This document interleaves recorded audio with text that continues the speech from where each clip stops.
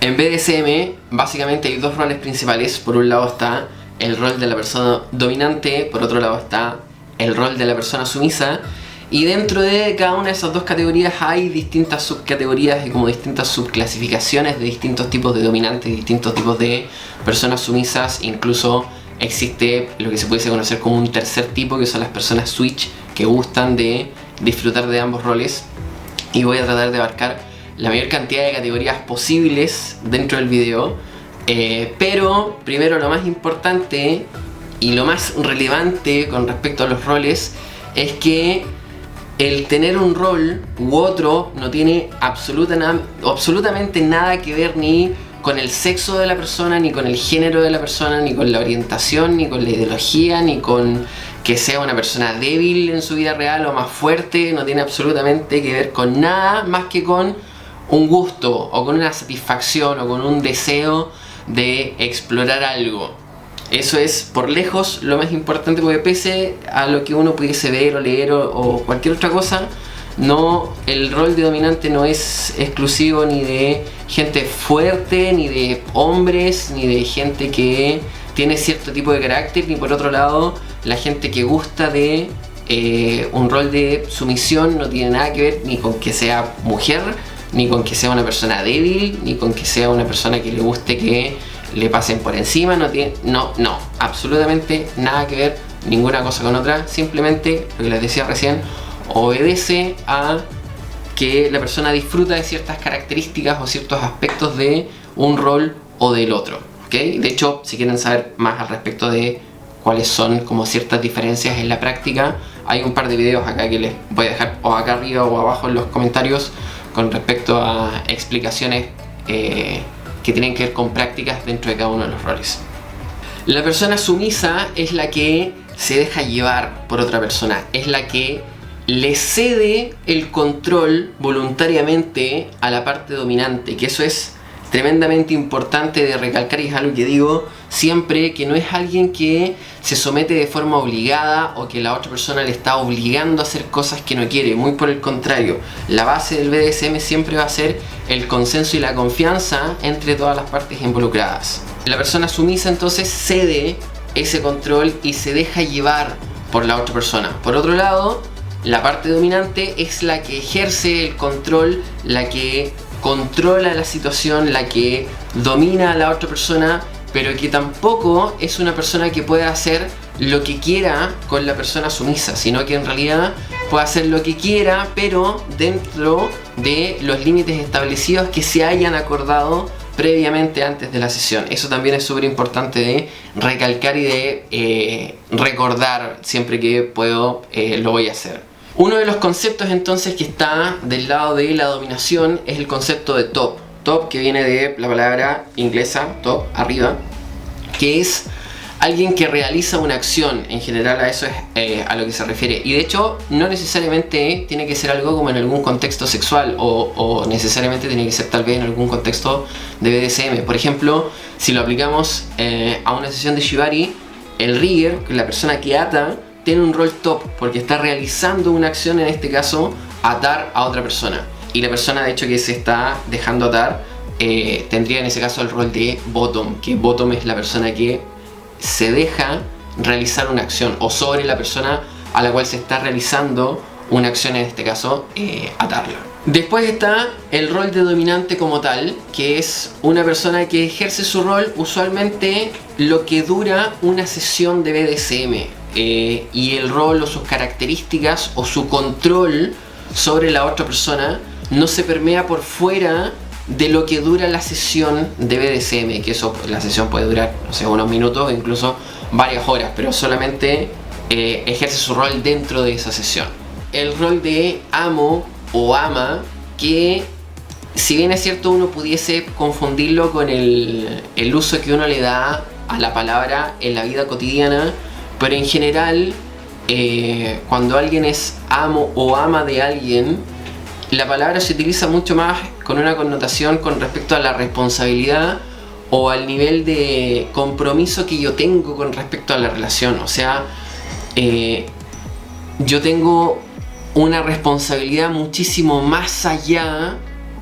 que la del ser un simple dominante de la otra persona, sino que soy su amo, soy su ama. O sea, es mucho mayor, mi interés es mucho mayor, y muchas veces es un término que se utiliza también para personas que están en relaciones de BDSM,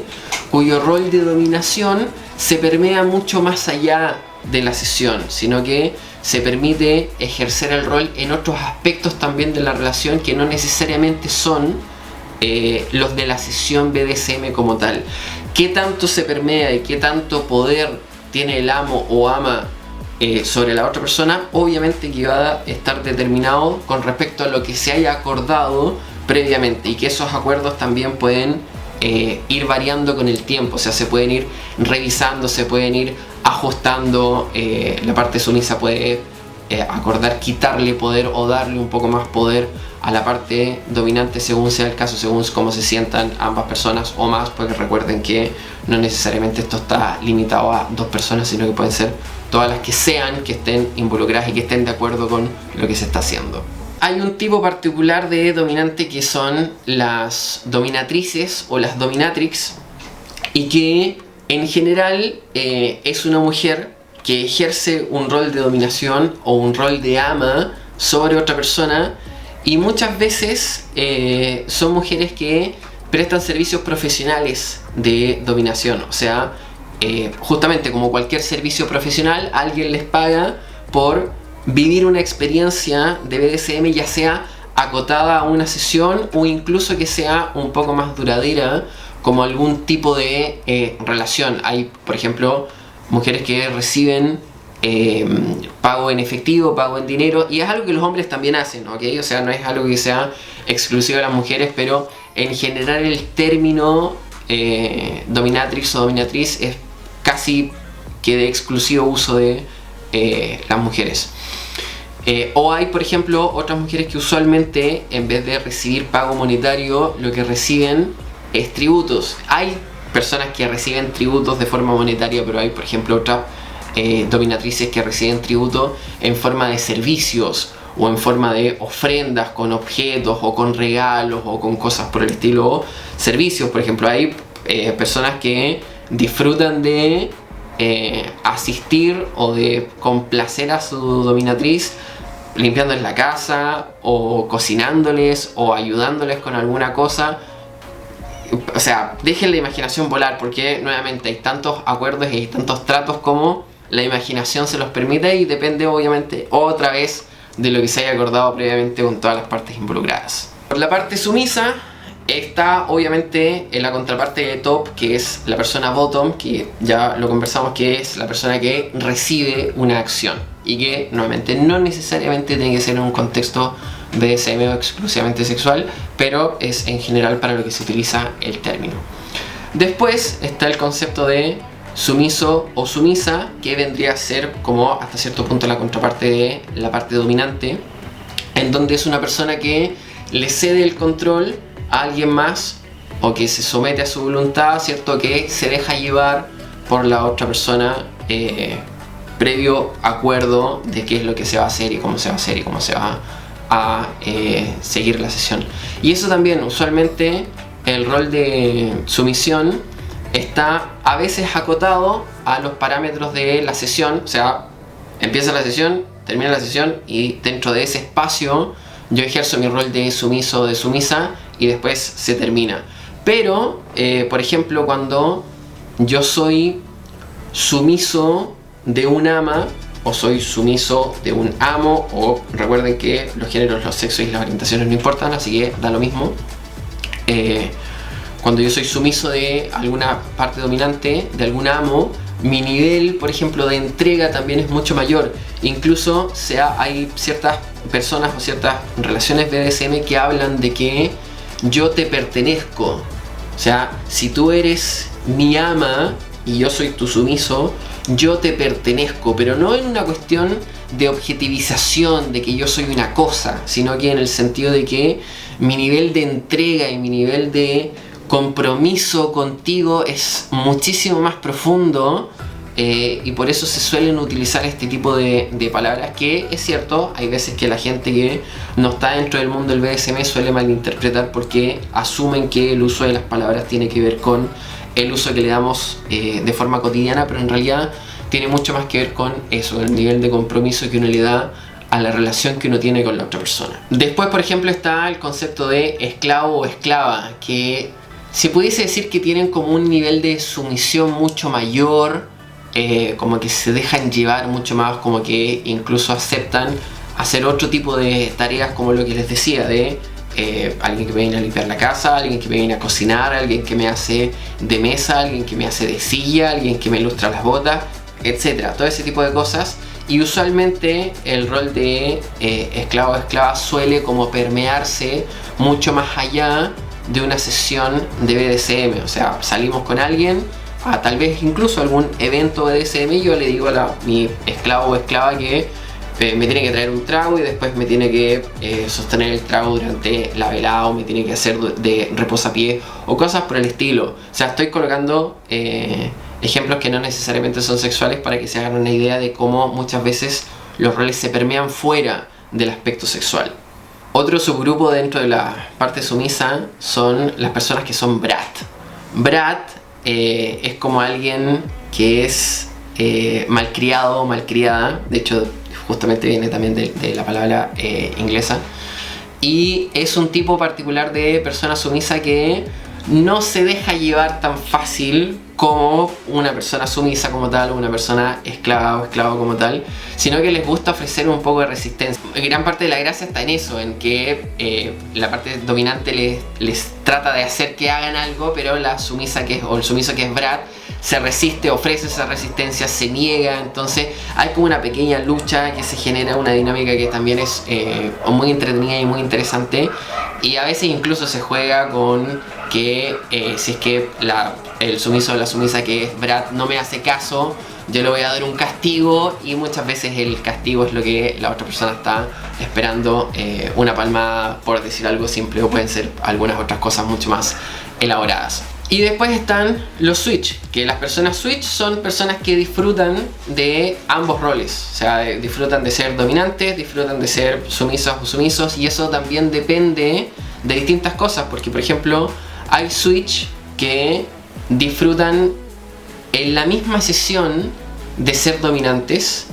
y después de ser sumisos, y después de ser dominantes y después de ser sumisos, o tal vez primero ser sumisos y después ser dominantes, etc. Hay por ejemplo switch que disfrutan de ser de un rol con una persona y ser de otro rol con otra persona,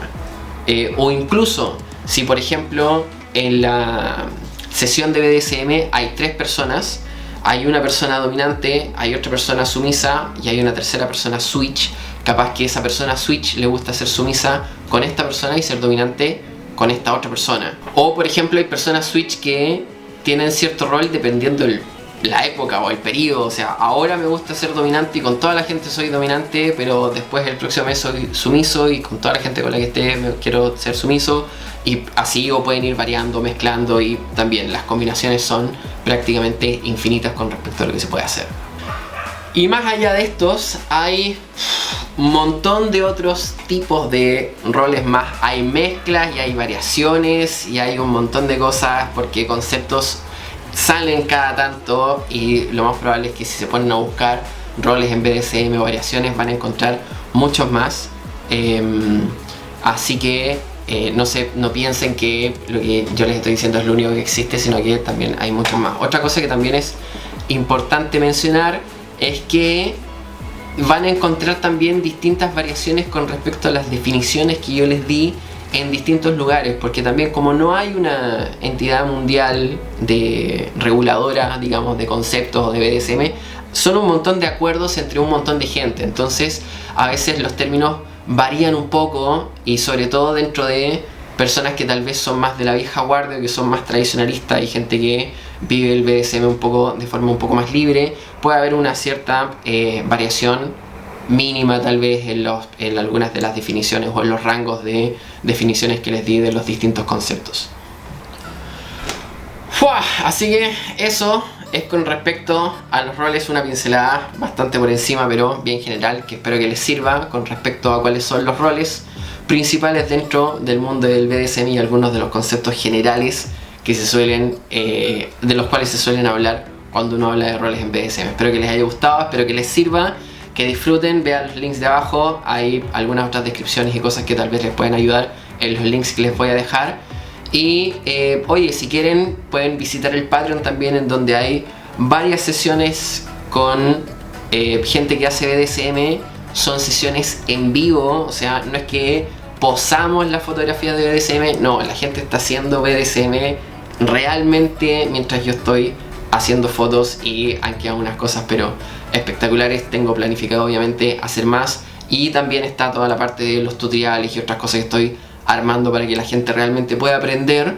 a hacer BDSM desde el punto de vista práctico. Pero primero estamos generando este marco conceptual importante para que conozcan los aspectos de conceptos y seguridades más importantes antes de practicar. Así que bien, no les aburro más, disfruten, sigan viviendo la vida, produciendo placer, aprendiendo, y por mientras nos vemos en el próximo video. ¡Adiós!